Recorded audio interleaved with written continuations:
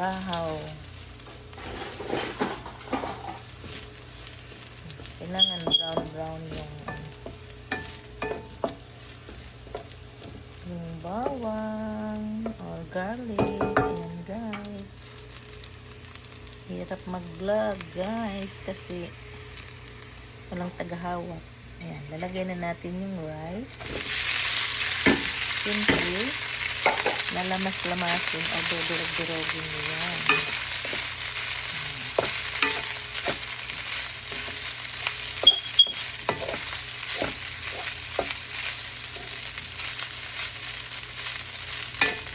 Masarap talaga yung fried rice guys. So yummy ang fried rice. Hirap humawak ng camera. Hindi pa nga ako lubos naglilinis dito sa ating lutuan. Kaya kung ano man yung makita nyo dyan na mga hugaw-hugaw, pasensyahan nyo na po. Dahil pag ako'y natapos magsangag o mag-fried rice, lilinisin ko na po yan. Lagyan natin ng pamintang durog.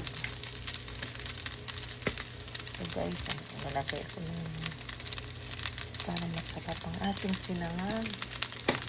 And sabi tayo ng pamping asin lang naman. Huwag dadamihan kasi high blood tayo. Lalo pag mataas yung mga natin. Yan, pamping asin or salt. Ayan.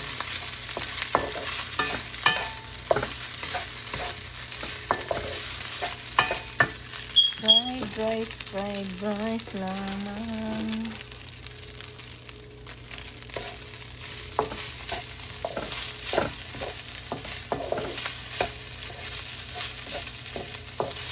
Please guys, follow nyo naman, subscribe nyo naman yung YouTube ko.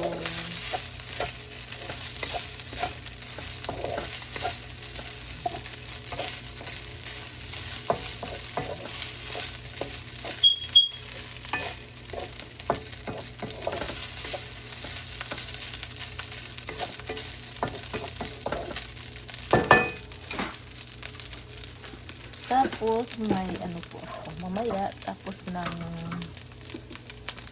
kabayo pa. Sorry. Ayan. Sinangag fried rice. Siradong nakakatasan. Sana may dried fish ako kasi wala po ako niyan. Hindi pa po ako nakakapunta sa Philippine store. Wala po akong tuyo or daing. Ito yung masarap sa sinangag, yung tuyo, diba guys? Yan ang partner. Saka may itlog naman ako dyan.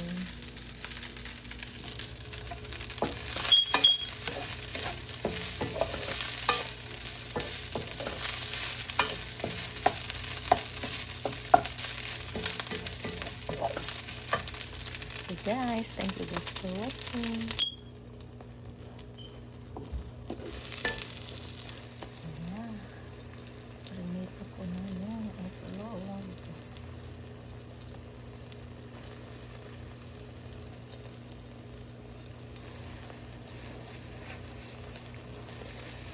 Okay lang masira ang view ng aking itlog kasi ako lang naman din ang kakain, guys. Uy, nagugutom na po. Tapos ko magsangag.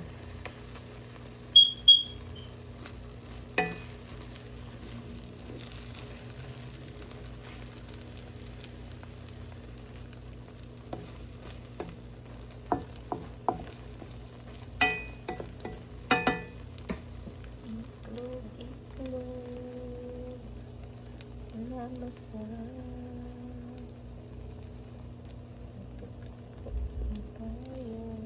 Partner yan sa sinahod ko guys.